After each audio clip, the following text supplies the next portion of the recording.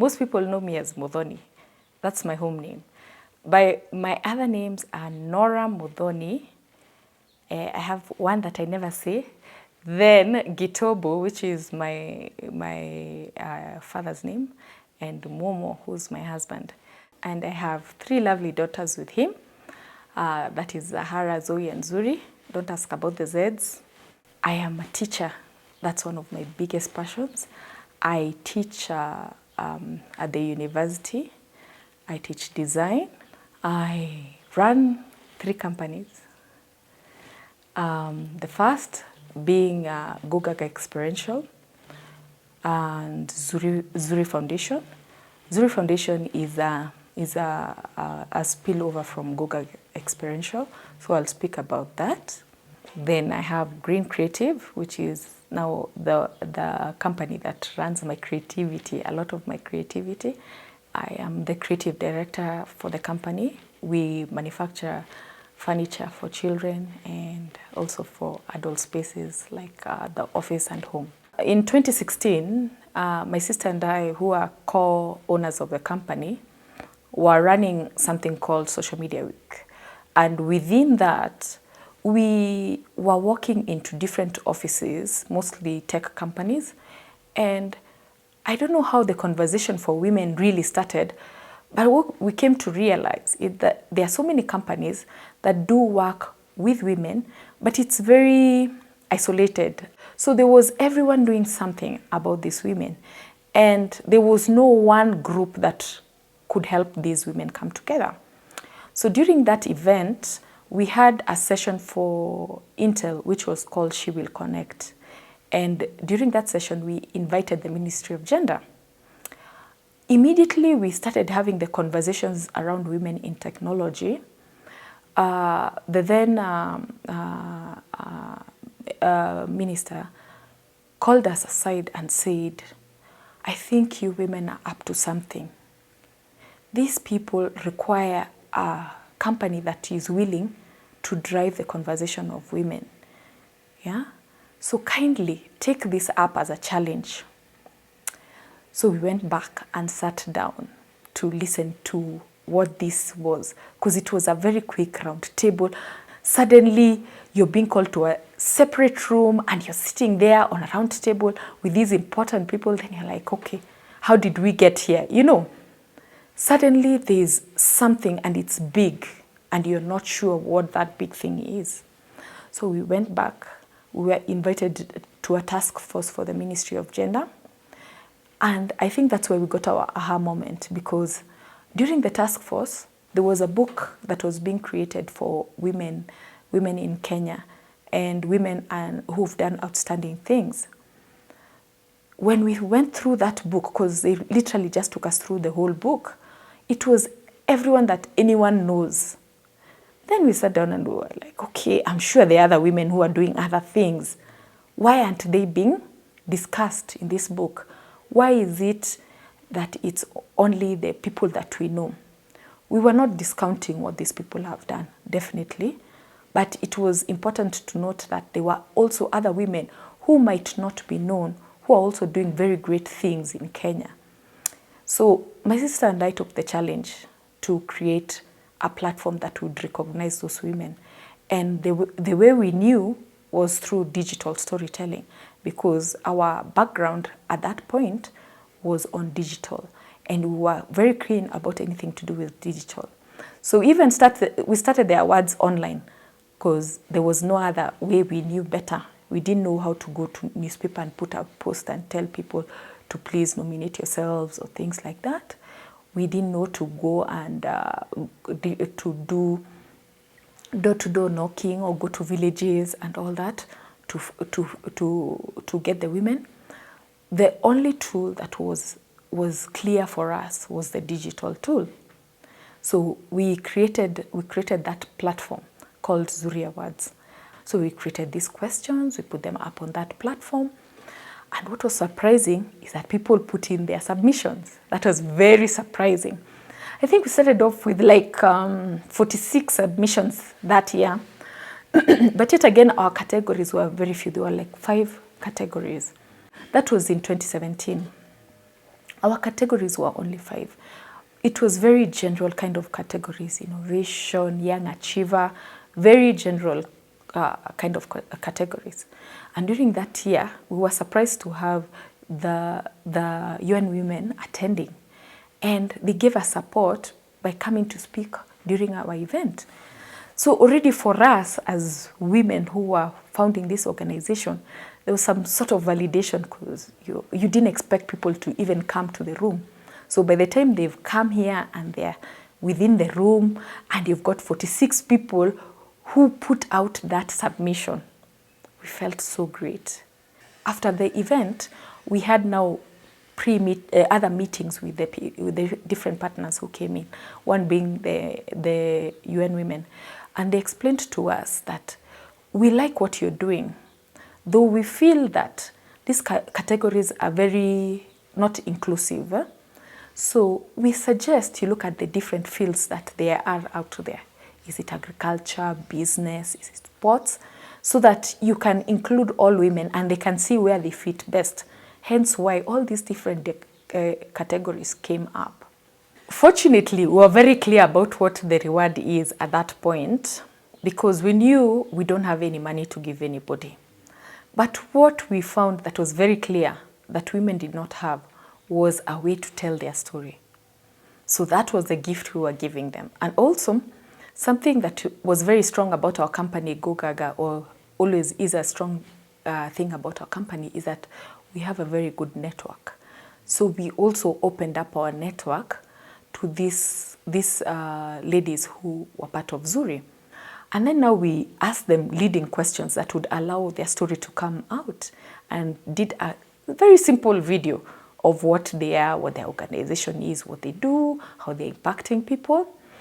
And what was very surprising is these videos, the ladies, especially, let's look at the first year, they use these videos as their supporting document for other greater things that they wanted to achieve, because some of them did not have the resource to be able to create content for themselves, and hence this was very important for them. And no one had taken the time to give them like a way of packaging that profile that the woman had. So though we did not give them money, we allowed them to package their story, and we also allowed them to have access to partnerships that we would create right down the years. A very important case I would want to speak on is our first young woman achiever. She was called Buya Mukonzi.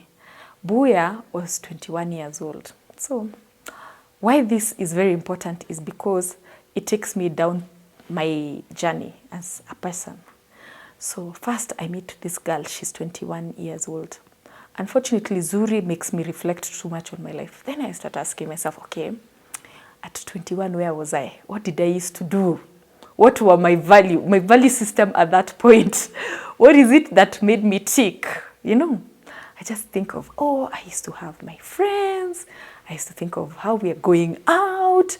The priority in my life was nothing to do with anything to empower anybody.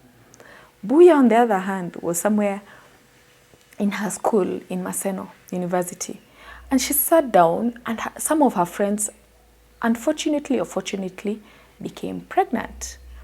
Then when she was seated in that university, she realized that when you're pregnant, first you get kicked out of the halls of the university. That means you have to get an accommodation out of the university. Second, you still have classes to attend. So who do you leave your baby to? Most of those students used to leave them in their house, and there were some children who even got injuries like maji moto imemwagikia, ameenda kaanguka, because they are alone in a house. Third, they are very embarrassed to go home. So these girls used to take turns to go home. So kutoka second year, tuseme you have a child in second year, baka fourth year, you're just going home in short spans, and you keep telling your parents, bado tuko na classes for the next number of days, because you really want to now protect the fact that you have a child, you can bring them home. You were sent to school to have a degree, so you have to bring back that degree. So you're trying to find someone to keep your child for X number of days so that you can you can dash home, come back, and your parents should never know that you had a baby until you get to 4th year. Can you imagine the stigma around those girls and how they felt? And they were yet to perform. There's no other way. Who supports their lifestyle? So she created a community around them. First, so that you know, when I am in class and you're not in class, I can leave my baby with you. Just very simple. When you are in class and I am not, I can have your baby. So they created a community where they can take care of their children. Next, they don't have money for things like diapers or food for the children and things like that. So she started small economic activities among the girls, and they were able to at least help themselves to get some food on the table, you know, extra things for the children. And then lastly, she discovered that there was a move to have a daycare for the lecturers in their university. So what she was trying to do is to also lobby for these girls' children to be included in that daycare. So if you really look at the whole thing, this girl there was no need for her to do all that. But you can imagine the kind of character she has until she decides, this is what I must do. Because if I don't do it, one of these children will get injured.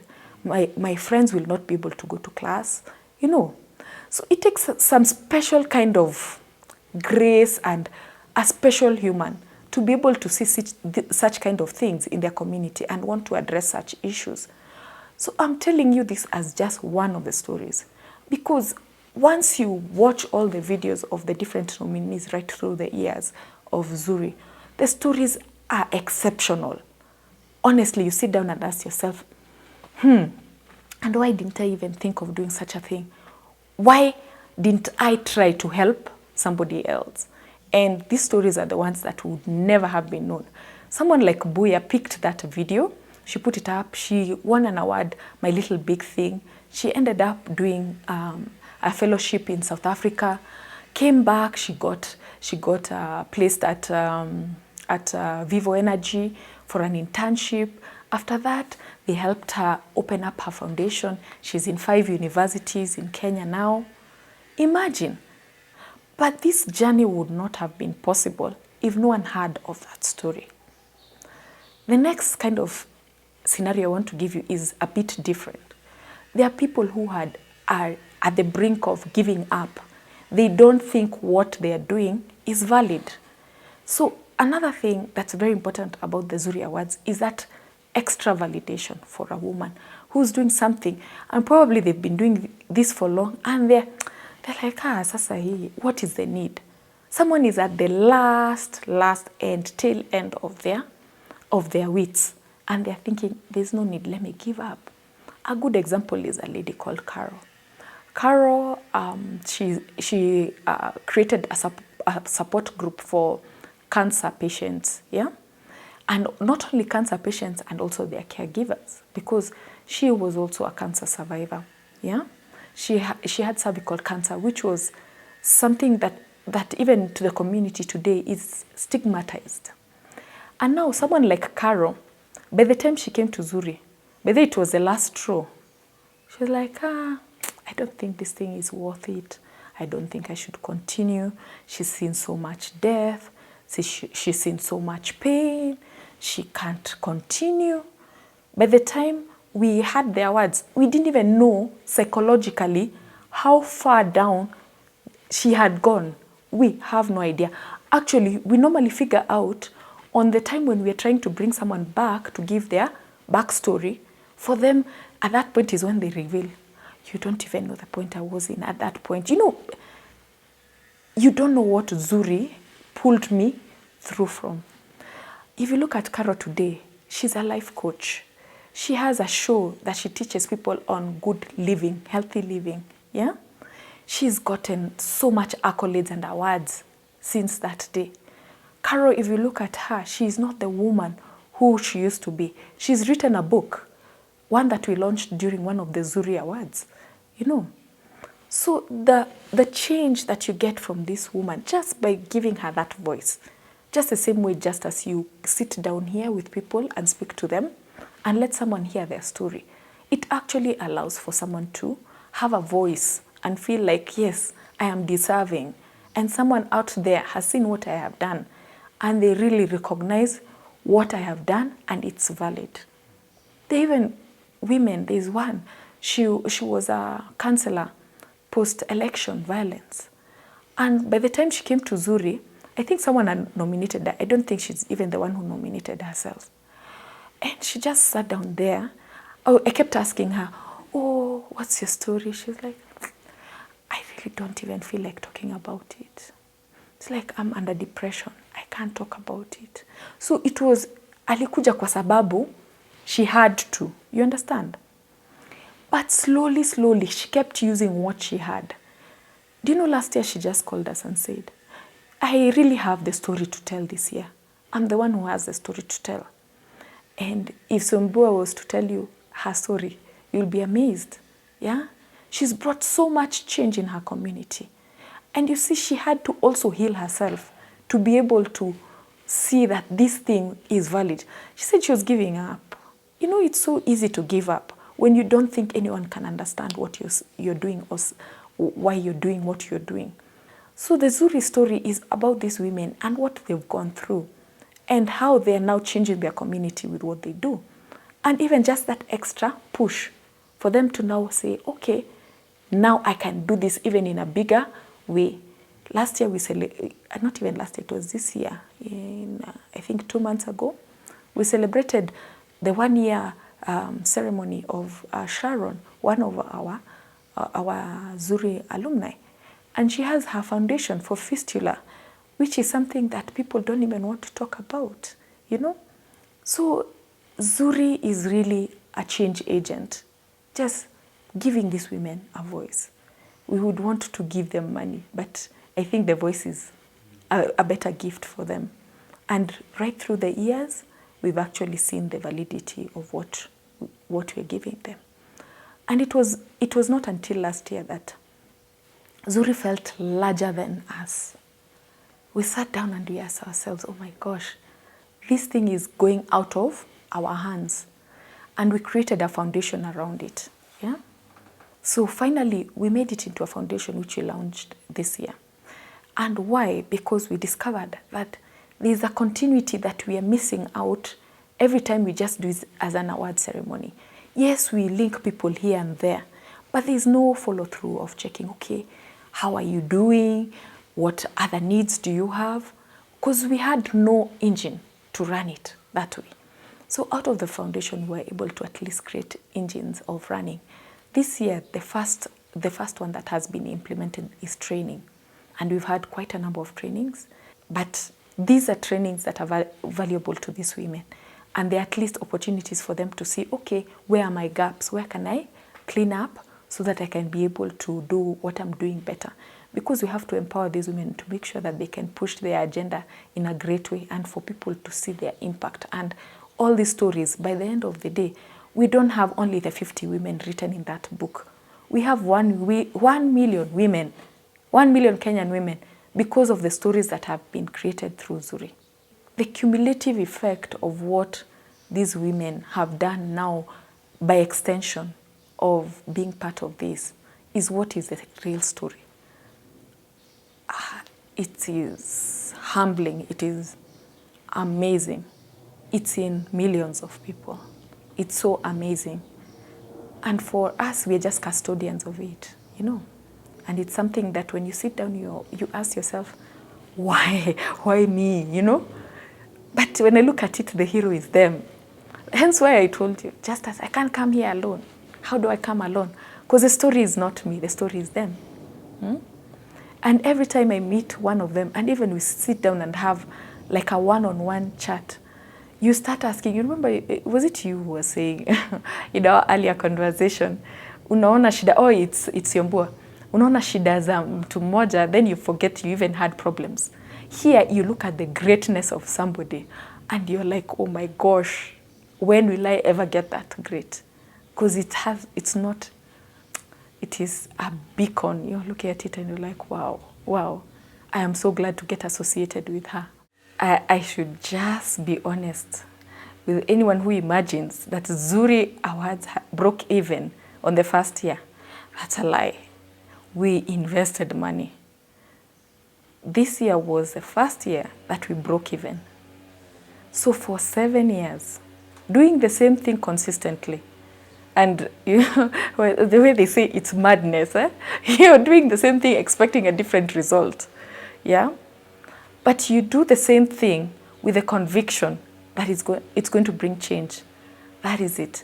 Actually, when people say you will do anything to finish and execute something, that is the only organization that I can go through thick, jump high waters, do anything.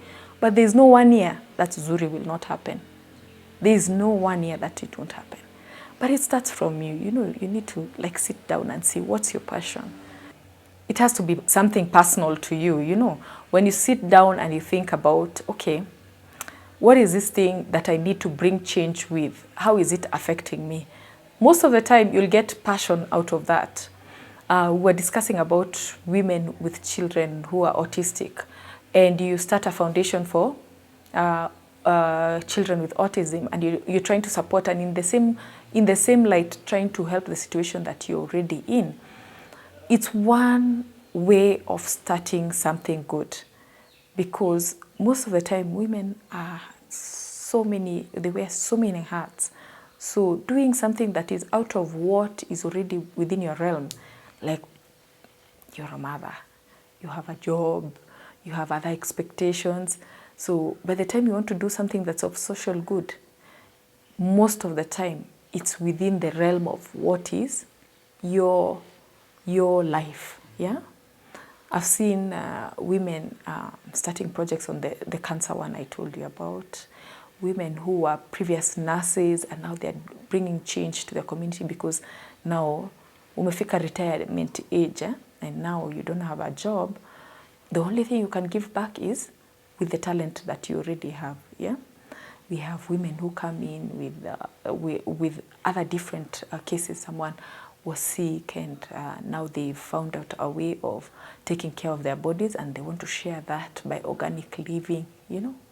So there are so many different cases that we've seen. Oh, the amazing one, a girl who likes maths and she's teaching everyone about maths because that's her passion. She just loves maths and she trains from younger children. Maths.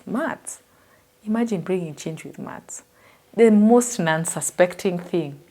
Sasa maths, this is what, when you're told about maths, most people are like, what? Yo, nitafanya. But her, she saw that she's gifted in a way in terms of maths and thought that that's a good way to give back to the community, especially because maths is one of those things that are hard according to people. We've already branded it as hard. So I believe that starting out you just have to have passion, honestly.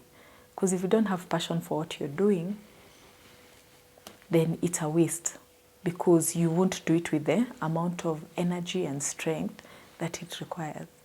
Also, imagine if you went to work every day and you really had no passion for the work that you did. It will be a very taxing kind of activity. It's also a good way when I'm teaching students in the university, I tell them, look at what it is you like. Then from that, create a career out of it. Because if you don't create a career out of it, it will be work. It won't be life. And it has to first be your life. You have to say, yes, this is how I live. So I do it because I like to do it. And you never tire when you're doing something that you like. Honestly, you can't. During the time we were trying to come up with the concept of Zuri, believe it or not, it was with two men. There were two men and myself. We were seated having tea and trying to think, what is this thing going to be? So when we sat down, we were brainstorming on names. And at that point, I was very heavily pregnant. So one of them said, I think maybe we should call it Zuri. At the back of my mind, I knew exactly what the name of my daughter was going to be. And I thought, yeah, this is the season of Zuri. you know. So it was Zuri, the name Zuri, there was no doubt about it at that point because there was already Zuri growing. It will always be following Zuri. Every time it's going to be following Zuri from 2017 when she was born. That's the year that Zuri started. If our daughters cannot see that there's strength in all these other women, why are we here, you know? Because the girl child for the longest I know has been given so much limelight. But even with the limelight, it's not been a true story, surely. It's just a lot of talk. But when it comes down to the detail of it, I think by encouraging each other as women, we are able to build something beautiful. So for the first time this year, Zuri was old enough to be able to see what her name means. And it was amazing. It was really amazing. She was there and she said, I have to wear this dress that looks how... I struggled, by the way. And the way I give people pressure to dress in a certain way for Zuri, because it's a time to celebrate your womanhood and you feel when you enter there, you're a princess, you're a queen, you're what you want to be at that time. Yeah. So we only coordinate the color. But after that, people go all out because they know that's the day of the women. We've done it in line with the International Women's Day. A few days before or a few days after, because of definitely that day is full of too many activities. So for us to keep it at least having that kind of limelight that we hope for, we never do it on the same day as International Women's Day. So he for she is really an important part of our community. He for she means the man who supports the woman. And for me, when I look at it, it's very practical. I start from my own home.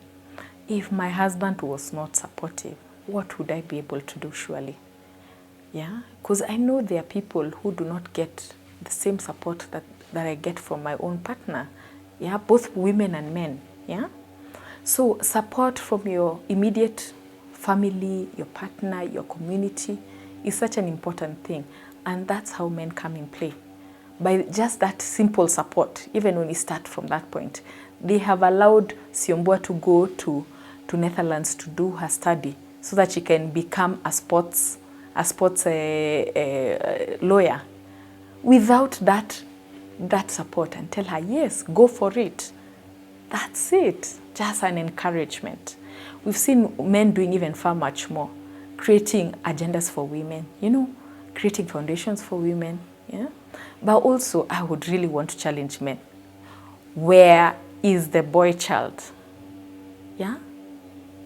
Because I've seen what is really, really, really coming to become a trend. When we're growing up, I don't know if this is right to say, when we're growing up, I come from a community where culture is drilled and drilled into you. My father is Meru. So when my brothers were at the age of circumcision, the Meru culture is very clear about what happens during that time. It was very difficult and hard for my mother to just watch that my brothers now at this point have to change, not from the little boys that she trained in a certain way to being the men who have been instructed by another man from the community on how to be men. So their interpretation was that you sit in the living room, you're not supposed to go to the kitchen. So all service should come to you. So you're being waited on.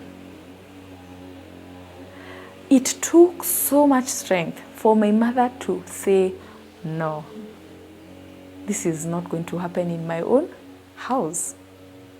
But you understand, there was also other things that were taught. I know that may look negative, but there are also other positive things that were taught to these men at that point. Today, the role of teaching these boys has been squarely, in most families, been left to the woman. I have friends who have to go to churches to look for, you know, that the part where the initiation, because most of the time, the community has forgotten that it is your immediate family that should take care of this. So they go, you have to look for, oh, my son has reached the age of circumcision. I have to find a place where he should go. And sometimes you're not even aware of what they're being taught. What kind of culture are they being indoctrinated into? What is that thing they're being told as a manhood? I want to give you the challenge, Justus. Thanks for volunteering to be the champion of boys. What is this that's going to push that boy to the next level? When will the voice be championing for boys? Yeah? They'll be forgotten. Yeah? Because women are now coming very strong, and we have decided our agenda is ours, and we are taking it up ourselves. Yeah?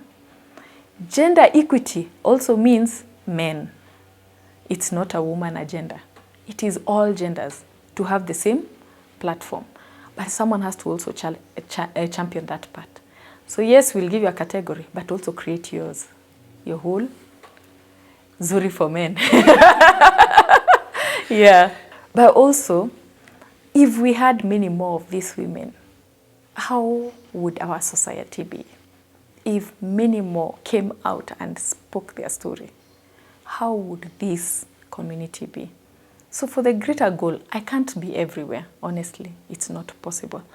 But if these different women we are championing are somewhere, it will be amazing. Amazing for us. Yeah? And also, just the mere fact that our lives are built by community. Like, do you really think that I would do all those roles I have if it was on my own? It's not possible. It's not possible. I can only do all those things because of the community around me. I have my very good help in the house. People sometimes discount their position in our lives because without them, she is my house manager. I don't sometimes even know what's going to be cooked in the house because I've empowered her to be the one who's the house manager in my house.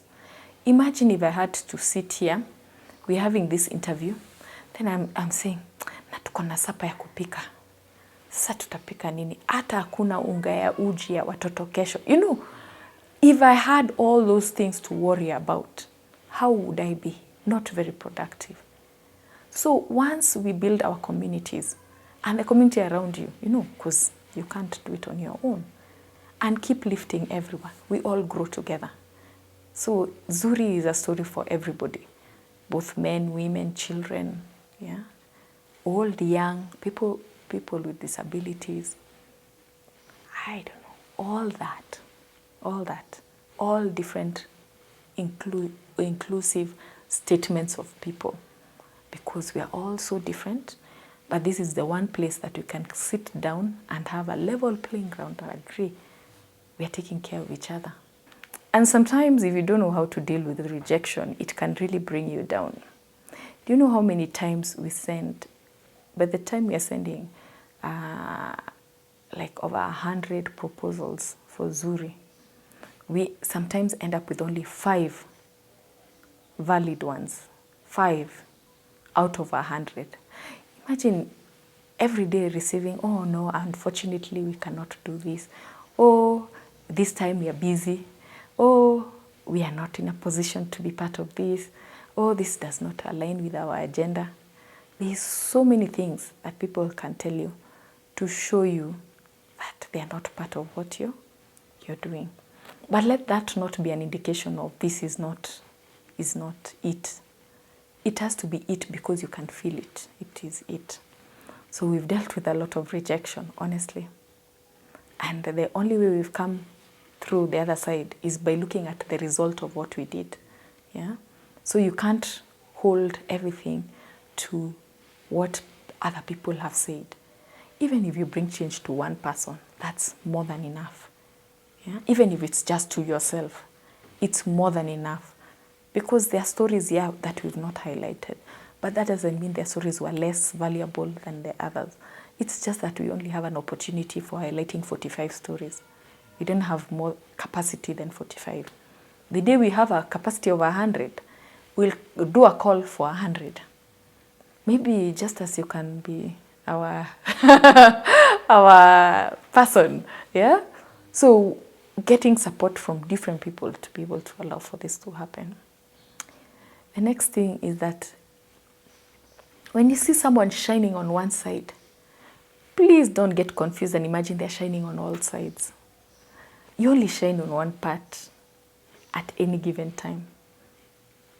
So even if you see I have 5-7 roles, when this one is shining, be rest assured the rest are not.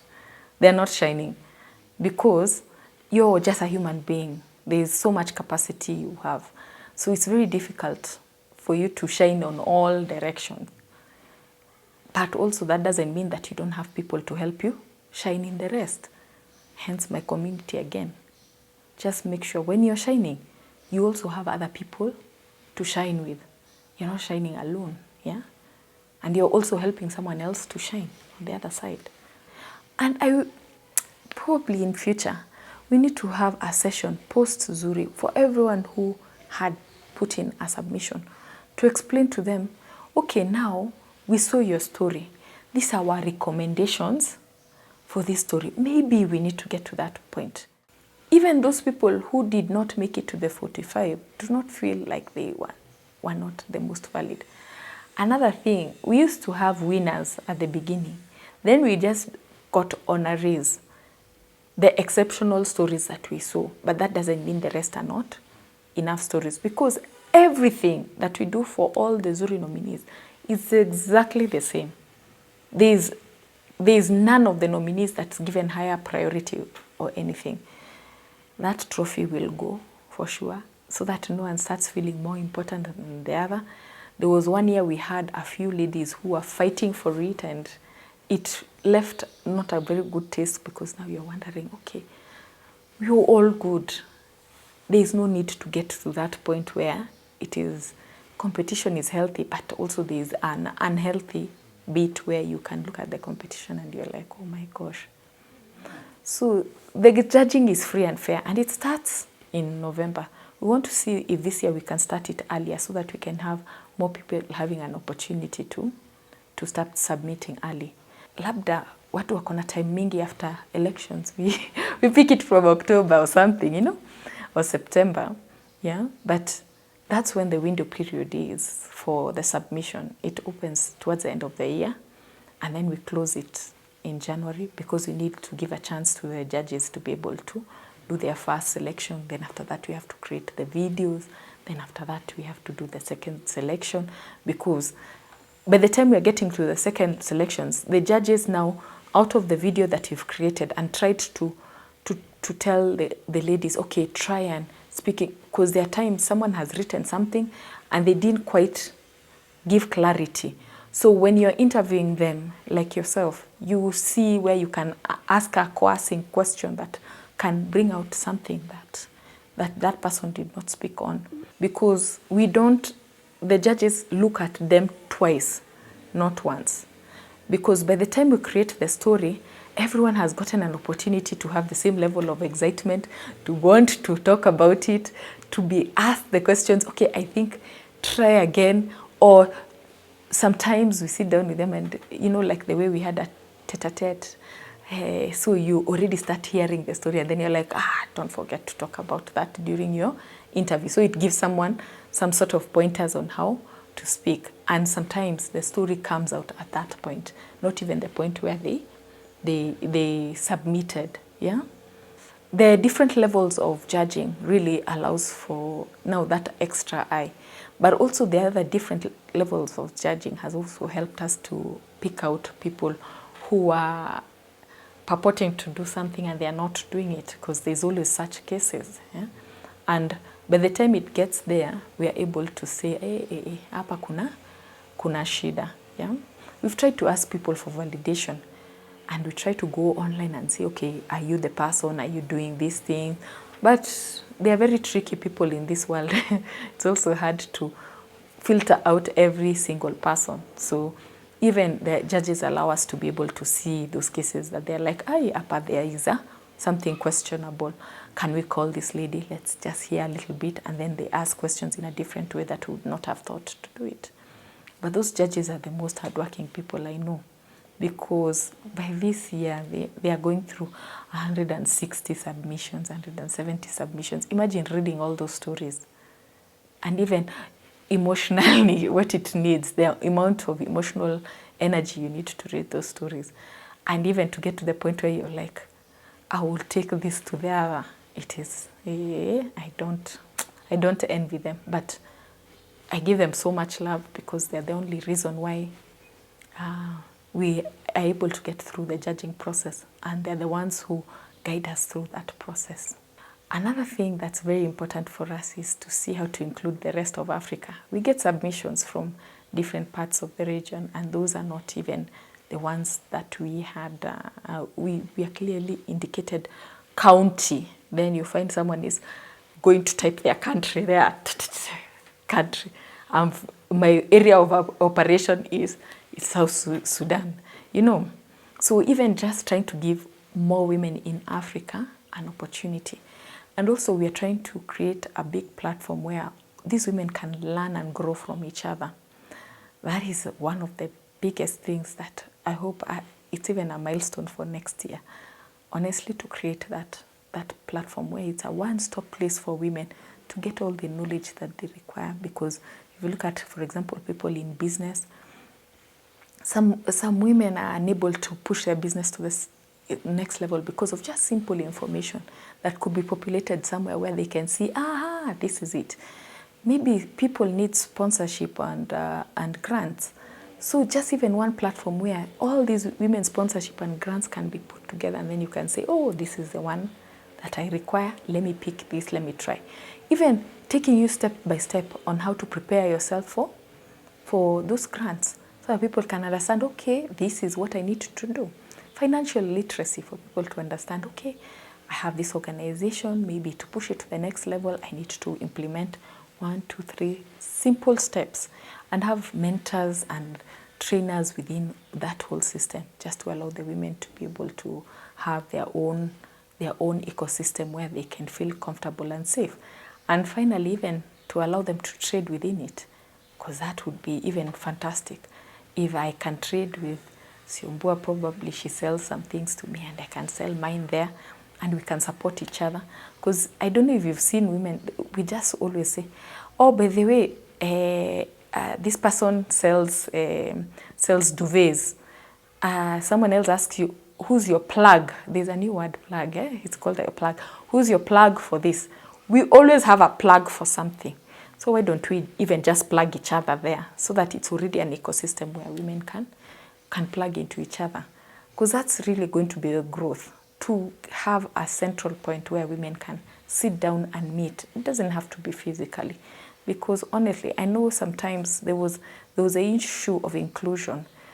Also, we had to figure out, is there a way that you can do this on USSD, so that if there's a woman who is not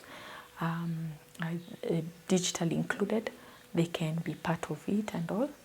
So just even finding out that. And also more government partnerships, so that when we are looking at women in the mashinani, there is probably a partnership with like Huduma Center where they can be allowed to go and even put in their submissions. The Huduma people understand this is what it takes to put in a submission. Muulize maswali simple zinafanana hivi, allow her to be able to give you a small snippet of the story that you can write down, and then we push it to the next level, so that even the grassroots inclusion can improve.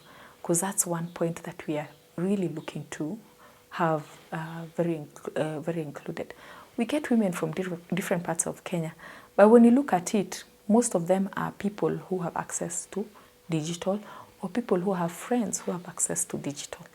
Those are the two very important things. So getting a way to get partnerships within the communities, so that we can have all these women included. We've done some of these out of different NGOs that are currently supporting us. And we also look at the government, because the government is the holder of the citizen. Yeah, so it would be important to get that kind of support. So there's quite a bit. We'll chew it with our big mouths and pray that everything works out. Yeah, but you have to only have a vision and wait for the rest. Yeah.